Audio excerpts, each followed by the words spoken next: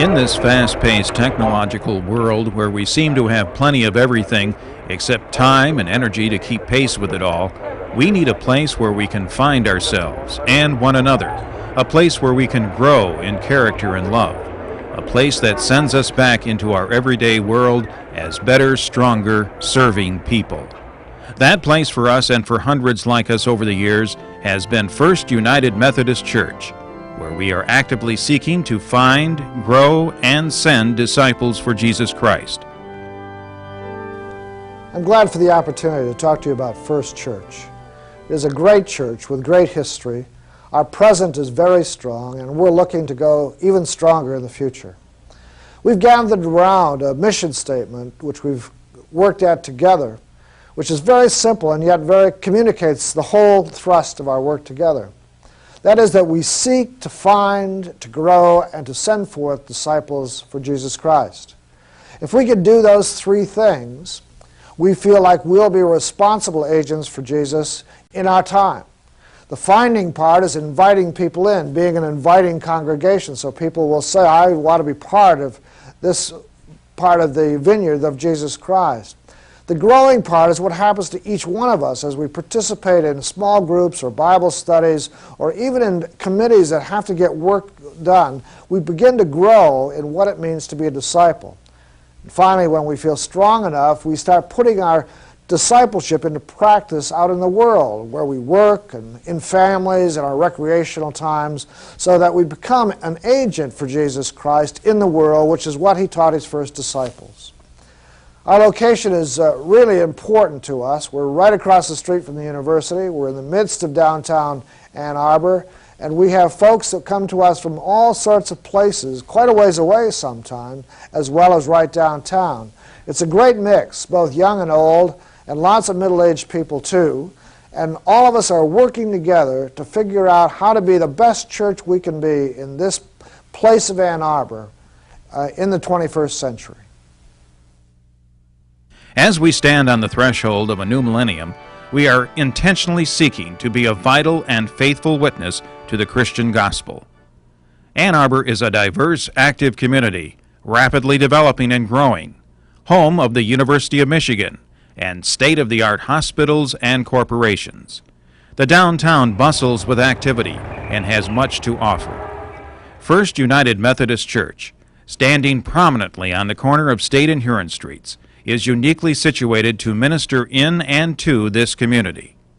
The location of our church home helps to shape our mission and the programs we offer. We are a church that meets and greets, that cooks and eats, that sings and plays and serves. We are young and young at heart, and everything in between. We care about missions and music, and empowering people to find effective ways to live as reflections of Christ and as created ones of God. Worship is energized and varied. In addition to Sunday mornings, we worship on Saturdays at our Greenwood location in a casual and contemporary style. I think what people appreciate a lot about Greenwood is the casual setting. Come with a tie, without a tie, come casual. If you've been working around the house on Saturday, you can just leave and come and worship. We have wonderful dramas which complement the message, and the band is probably one of our greatest blessings at Greenwood. This unique space complements the facilities downtown and allows a special ambience for worship and programming as it sits nestled amongst the trees on the north side of town. At both locations, we host fine quality cooperative nursery school programs, providing a means of outreach and welcome for many. Currently, our church school program is on the move. We try to offer a well-rounded program that helps youth not only develop to be strong, healthy individuals emotionally, but also to help them to develop a mature faith. And I think one thing that's unique about our program is that it's a lot of fun. There's fun activities where they can bring their friends and they can feel comfortable in an accepting environment with good role models. But it's also a place that challenges them to grow spiritually. We offer such diversity of programming where we're teaching life skills like peer counseling and leadership skills. We offer in-depth Bible studies where kids can learn how do you read your Bible and how does it make sense and how does it apply to your life. The youth program is exciting and vigorous. Lots of younger children provide a sense of family for the whole church and creates within all of us a yearning that this church will continue and a commitment to do our part in making sure it happens. That's why our Window to the Future campaign is important to us. We believe we have a vital calling on this corner in the midst of this community, but our grand building is looking tired and worn and is ill-equipped to move ahead and keep up with the energy of our dedicated and creative people. We are ready to renovate and restore, remodel and refurbish, so that what our ancestors built some 60 years ago will again stand as a proud and ready reflection of who we are and of whom we serve. But before we look too much through this window to the future, let's look back on who we have been. It has been said that the first sound heard in the American frontier was the ring of the pioneer's axe, and the second sound was the hello of the early Methodist circuit rider.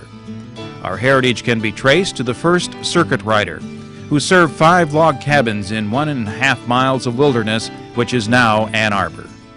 On July 29, 1827, our Methodist Society was organized, consisting of 5 members. The community flourished in the 1830s, and in 1837 the town offered 40 acres to the state of Michigan, which became the location of the University of Michigan. That same year, the Methodists built their church at the southwest corner of Ann and Fifth Avenue. By 1865, a new church was proposed at the corner of State and Huron, which was still considered too far out from the center of town. Yet vision prevailed, and on May 9, 1866, the cornerstone was laid at the new location. And by 1938, in cooperation with the Wesley Foundation, the church was again in the building process at a cost of $300,000. At the back of the group sat Harry Earhart. Mr. Earhart, as many of you may remember, was one of the few, if not the only, millionaire in our congregation back in those days. Dignified, gracious, committed Christian, and committed Methodist. As the meeting was over, Mr. Earhart got up and appeared to be a little disgusted, walked to the door and turned and said, "I don't like debt. I don't like debt. I'm not going to be a member of a church that has to dedicate a building with debt. I'll finance the Wesley Foundation wing." And he left the building. It was a good deal of silence, but what a kickoff for a campaign. On May 26, 1940, brand new and debt-free, the congregation held their first worship service in our current sanctuary. The mid-1950s brought the addition of the educational wing. In 1973, a modern round chapel designed by David Bird was incorporated. The memorial garden for the interment of ashes of loved ones was consecrated in 1981.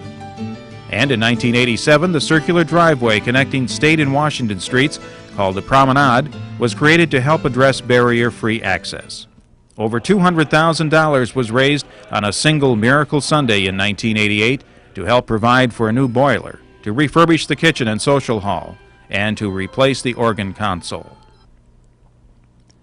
The 50th anniversary of the laying of the cornerstone was celebrated in 1989. And at that occasion, Dr. Leonard Sweet, then president of United Theological Seminary in Dayton, Ohio, urged the congregation, "You must not just preserve, you must pioneer." And pioneer we have. In recent years, we have purposefully tried to reach out with alternative worship experiences with the creation of new groups and more hands-on missions. The music is diverse and strong and inspiring. Lay people are encouraged to claim their ministries. We have much to offer and the passion with which to offer it. We are convinced that the Christ we love and serve has something to offer to this world that no one else can give, and we want to do our part to make His presence known. That's why this Window to the Future endeavor is so important. From the moment this great church comes into view, who we are gets reflected by how we look and function. The luster of our historic church is fading. Disrepair is evident. Paint is peeling, carpets are worn to the bare floor. Ceiling tiles are dropping. furnishings are dated. First impressions count. My first impression coming here to this church as one of its pastors is that our facility is tired and worn and has been neglected. My experience since then has been that the building doesn't function for us in ways that will enhance our ministry and invite others in. I'm glad to have had a chance to work with this renovation task force.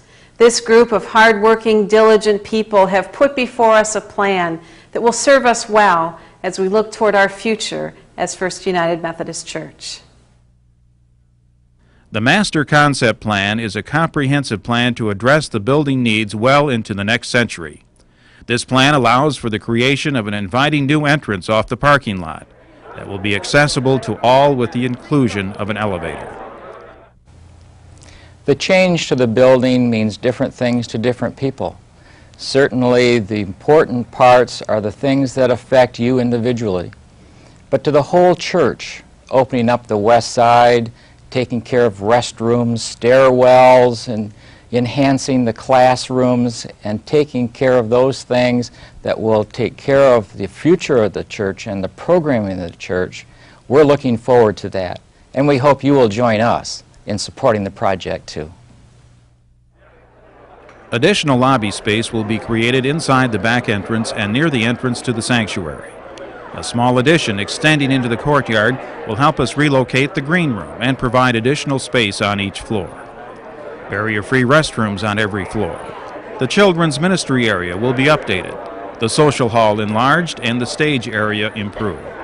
The kitchen is designed to be more user-friendly for more groups. The office layout will allow for more efficient and effective workflow. Minor adjustments to the chapel are proposed. The carpet, paint, lighting, and furnishings in the sanctuary and narthex will be enhanced. The Sanctuary Development Task Force was formed approximately 2 years ago to look at improving the front of the sanctuary. We had noticed that we were extremely crowded in the front, both from the minister's standpoint and for the other groups such as the children and the choirs and other performances that were up here.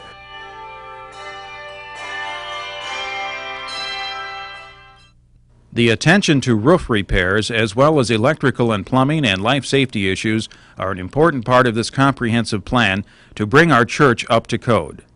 Lighting and signage outside will be enhanced and improved, signaling to all that we are alive and well and welcoming.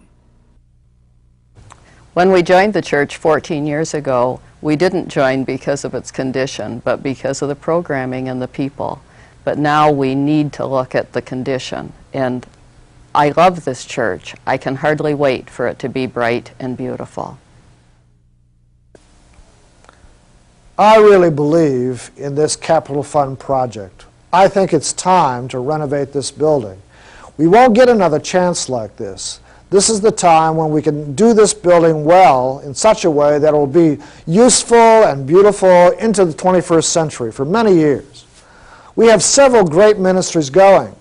And we need to add to that a building that's really up to date and really effectively usable for us in the future. So I thoroughly believe that this is the time to get this one done and get it behind us so we go on to serving more directly the people we care about. With a church facility that no longer hinders our ministry, God knows what we're capable of.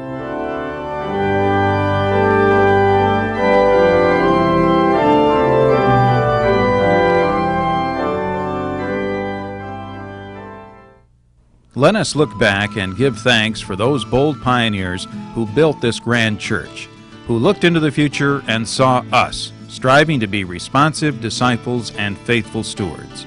And let us look now toward our future. Catch a glimpse of a church that radiates the warmth and compassion of Jesus Christ. See a people who, in and through this place, are seeking to find and to grow and to send disciples for Jesus Christ. See a church that has stepped boldly into the next century, confident that the God who created our ancestors in faith not only created us, but will continue to create people whose desire it is to serve passionately and faithfully. As I said before, it has been the cornerstone of our faith. But we have a slight problem. Our cornerstone is slightly tarnished over the 60 years that have gone by. And now the mantle has been passed to us. Now the mantle to take a look at our cornerstone. We need to have a little work to bring it back to its illustrious position in this community. It's not a duty, it's an opportunity. It isn't about the building, it's about people. People actively engaged in mission and ministry in and through this place. People finding each other, growing together, and sending themselves out to be a vital witness and a faithful disciple of Jesus Christ. This building project will help secure our future to do just that. I believe God is calling us. May it be said of us that we did more than preserve the past. We pioneered. And may the God who has been our help in ages past continue to be our hope for years and years to come.